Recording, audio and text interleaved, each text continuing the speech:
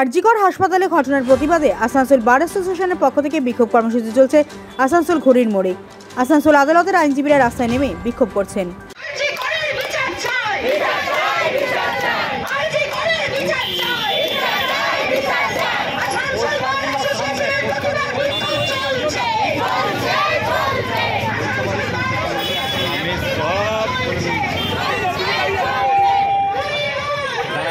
থেকে আসানসোলের আইনজীবীরা আমরা আজ এখানে গান্ধী মূর্তির পাদদেশে একত্রিত হয়েছি। আপনারা জানেন আরজি করের যে মহিলা ডাক্তার, তার যে নির্মমভাবে ধর্ষণ এবং তাকে খুন করা হয়েছে, সেই ঘটনার আমরা আজ এখানে তীব্র প্রতিবাদ জানাচ্ছি। আজকে স্বাধীনতার এতদিন পরেও যেখানে এইভাবে সমাজে দিনের পর দিন ধর্ষণ খুন হয়ে যাচ্ছে, সেটা অত্যন্ত লজ্জাজনক ব্যাপার। অতীতে আমরা দেখেছি যে রাস্তাঘাটে বা কোনো জঙ্গলে বা অন্য কোথাও নারীরা সুরক্ষিত নয়, ধর্ষিতা হয়েছেন, অত্যাচারিত হয়েছেন।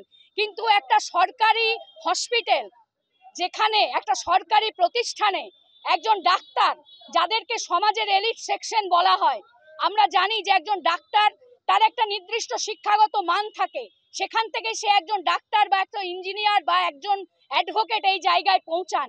এদেরকে সমাজের এলিট সেকশন বলা হয়। সেরকম একটা সেকশন বিলং করে একজন মহিলা, সেই মহিলা ডাক্তারকে তার চাকরির জায়গায় যেভাবে নির্মমভাবে হত্যা এবং খুন হতে হয়েছে, এই লজ্জা ঢাকার নেই। এই লজ্জা আমাদের সবার লজ্জা। আজকে আমরা কোথায় সুরক্ষিত নারীরা? আমরা আজকে এই প্রশ্ন তুলতে বাধ্য হচ্ছি যে আমরা তো আমাদের কাজের জায়গাতেও তাহলে সুরক্ষিত নই। আর কতদিন এই জিনিস চলবে? কাজী নজরুল ইসলাম বলে গেছিলেন যে নারী পুরুষ সবাই সমান। এই সমাজ সৃষ্টিতে নারী পুরুষ সবার সমান অধিকার আছে। আমরা বলি যে নারী হচ্ছে অর্ধেক আকাশ, কিন্তু কার্যক্ষেত্রে সমাজে আজও নারীদেরকে কি চোখে দেখা হয়, এই ঘটনা তা প্রমাণ করে। সর্বত্র এই প্রশ্ন তোলা হয়, এখানেও এই প্রশ্ন তোলা হচ্ছে যে সে একা ওই ঘরে সে কেন গেছিল বিশ্রাম নিতে। সে নারীদের পোশাক নিয়ে প্রশ্ন তোলা হয়, নারীদের আচার আচরণ নিয়ে প্রশ্ন তোলা হয়।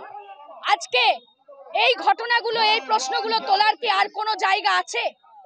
আজ যেখানে একজন ডাক্তার এইভাবে নির্যাতিত হচ্ছে, সেখানে আমরা যদি এখনো এই জায়গাতে থেমে থাকি, তাহলে আমরা আর কবে ন্যায় দেব? এছাড়াও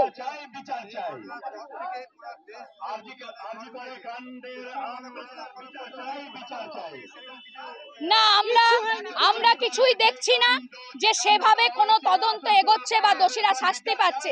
যেখানে এত বড় একটা ঘটনা ঘটে গেল, সেই ঘটনা ঘটে যাওয়ার পরেও যেখানে 5,000 6,000 মানুষ আরজি করে ঢুকে রাতের অন্ধকারে গত দুদিন আগে যেভাবে ভ্যান্ডালিজম চালিয়েছে, প্রমাণ লোপাটের চেষ্টা করেছে, সেখানে বোঝাই যায় যে এই ঘটনা অত্যন্ত সুপরিকল্পিত এবং সমস্ত প্রমাণকে মুছে ফেলার চেষ্টা করা হচ্ছে। আমরা কিভাবে বুঝবো যে প্রশাসনের সদিচ্ছা আছে এই ঘটনায় দোষীদের ধরার, যেখানে প্রশাসনের চোখের সামনে ঘটনা ঘটেছে? আপনারা জানেন এখন আরজি করে বিশেষ নিরাপত্তার ব্যবস্থা আছে। সেই নিরাপত্তা থাকা সত্ত্বেও যেভাবে ভ্যান্ডালিজম চললো এবং প্রমাণ মুছে দেওয়ার চেষ্টা হয়েছে, তাতে আমরা প্রশাসনের উপর কি করে ভরসা রাখবো? আজকে মুখ্যমন্ত্রীকে রাস্তায় নামতে হচ্ছে ধর্ষকদের ফাঁসির দাবিতে। আপনারা ভাবুন তাহলে কোন জায়গায় চলে গেছে। তিনি তো প্রশাসনিক প্রধান, অথচ তাকে রাস্তায় নামতে হচ্ছে। তাহলে আমরা এই দেশে মহিলারা এই রাজ্যে কি করে সুরক্ষিত আমরা বলবো? আমরা প্রশাসনের কাছে দাবি জানাচ্ছি যে অবিলম্বে উপযুক্ত তদন্ত করতে হবে, নিরপেক্ষ তদন্ত করতে হবে এবং দোষীদের শাস্তি দিতে হবে। একজন আসামি ধরা পড়লো, এখনো তাকে ইন্টারোগেশন করে পুলিশ বের করতে পারলো না যে তার সাথে কারা জড়িত ছিল। আজ এতদিন হয়ে গেল, তাহলে এরপরেও কি মানুষ কি করে বিশ্বাস রাখবে?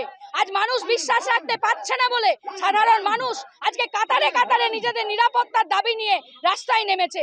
আপনারা দেখেছেন রাত্রে মেয়েরা রাত দখল করো প্রোগ্রাম কিভাবে পশ্চিমবঙ্গের বুকে কি রকম ভাবে জনপ্রিয়তা অর্জন করেছে। আমি তৃষ্ণা রায়, আসানসোল কোর্টের আইনজীবী।